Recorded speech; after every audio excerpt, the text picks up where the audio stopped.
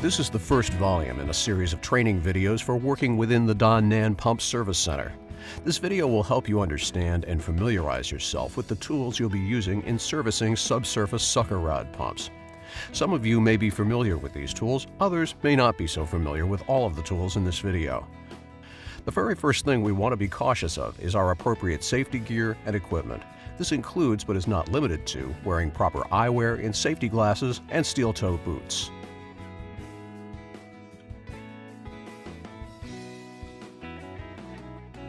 We'll start by looking at one of the most basic wrenches, being the Allen wrench.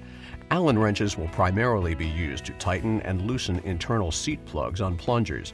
Outside of this single part, you probably won't use the Allen wrenches very much. The next wrench we'll look at is the friction wrench. On these wrenches, you'll notice there is a lip on the inside that needs to be locked in place when attempting to use the wrench.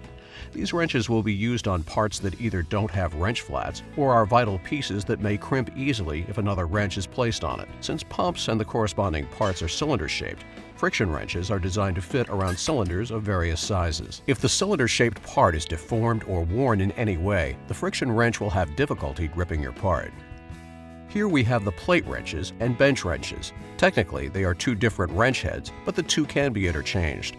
A plate wrench is a wrench head designed to be interchanged on the wrench handle depending on the size required, while a bench wrench is a wrench head designed to be interchanged on the actual pump bench you'll be working on. The next wrench we'll look at is the adjustable wrench. Many of you will be familiar with this one. To adjust the wrench, simply roll your adjusting knob forward to open up the wrench face or roll back towards you to tighten down on the wrench. Next, we'll look at the friction bushings for the friction vise on the pump bench. The bench vise will hold and secure your barrels or any valve rod that may require it. Like most other tools that are available in various sizes, the friction bushings will have sizes stenciled on them for pairing with your barrel or valve rod size. Always make sure to tighten down on the barrel, but not to over-tighten, causing any crimping to the barrel. Remember, these are precision instruments you're handling. Since the vise is capable of sliding on your bench, there is a pin you will use to secure the vise on the bench. This will ensure your barrel is not moving back and forth on the bench when loosening or tightening connections. This will allow a safe worker environment. On the end of the barrel sticking out, always make sure to have 3 to 4 inches of barrel sticking out of the friction vise. This 3 to 4 inches represents the threads that rest within the barrel. If you tighten down on the threads, you run the risk of damaging the barrel when loosening or tightening any connections to the barrel. Here you can see how the pump technician installs and removes the friction bushings from the vise. If you notice, there's a pin in the vise that moves up and down that will secure the bushing once it's in place. To remove the bushing, push down on the pin to release its hold on the bushing. Notice the pins on the open vise are all aligned. If they're not in place, you must notify a supervisor so they can get the appropriate pins needed to fix the problem. Our first power tool we'll look at will be the power drill. This drill will be used to thoroughly clean out barrels with a brush tip or ragged tip end. When the pumps come in from the well, there's usually some type of scale, paraffin, or debris still hanging out in the barrel. You may need to repeat this process a few times depending on the severity of the debris within the pump barrel. There are only 2 buttons for you to maneuver. There's a switch that can be alternated back and forth from rotating the rod clockwise or counterclockwise. When traveling in the barrel, make sure the brush will be turning forward, which is clockwise. Then there's the power trigger. Squeezing the trigger will turn the rod in the predetermined direction you have selected. There will be 2 hand grips for you to steady the drill during insertion and extraction of the power drill. Generally, since the rod will be matching the barrel length anywhere from 12 to 30 feet, you'll need to stand in the middle of the rod to provide support for the rod.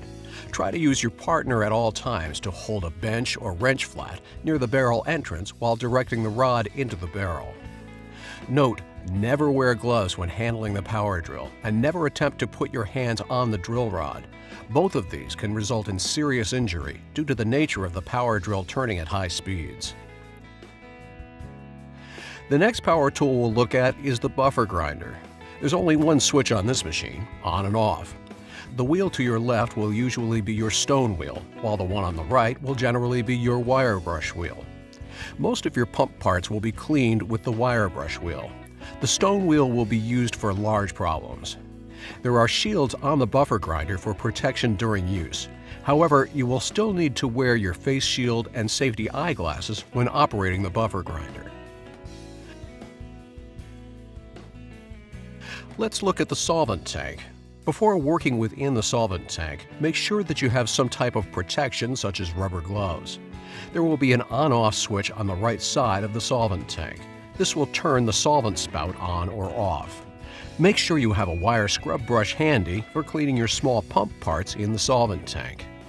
Once the parts have been cleaned, use a dry rag to clean off the parts. After a rag has been used, use the air hose to dry off any additional parts that may have been difficult to reach with the rag. You'll want the parts to be completely dry before moving on to any further steps in the cleaning process. Our next small parts tool will be the bead blaster. This tool will be used when trying to clean pump parts in areas that may have been difficult to clean using a solvent tank or buffer grinder. The on-off switch for this machine is a pedal that rests in the front of the machine. The pedal will not work if the door to the bead blaster is not closed properly. A side door will allow you to place parts in the bead blaster. You'll notice the gloves that your hands will be in during the cleaning process. There will also be a sand sprayer inside the bead blaster. This will be the gun that shoots the sand with your foot pedal as the trigger. Note, never shoot sand directly at the threads of a part, and make sure to keep the sand sprayer at least 6 inches away from the part you are cleaning. The end result will be a clean pump part ready for assembly. Our last small pump parts tool will be the backlit magnifying glass. This tool will be used when inspecting pump parts after they have been cleaned. There is an on and off switch on the circular tool for turning the light on and off. The lit glass sits on a pivotal arm that can swivel side to side and up and down. The magnifying glass will amplify any pits on the balls and seats or any hairline splits or cracks in the cages. This will conclude our section over specialty tools you will be using in the pump shop. You'll see these tools again in coming videos that will go over disassembly, cleaning of the pump, and assembly inspection of the pump. Thank you for your time.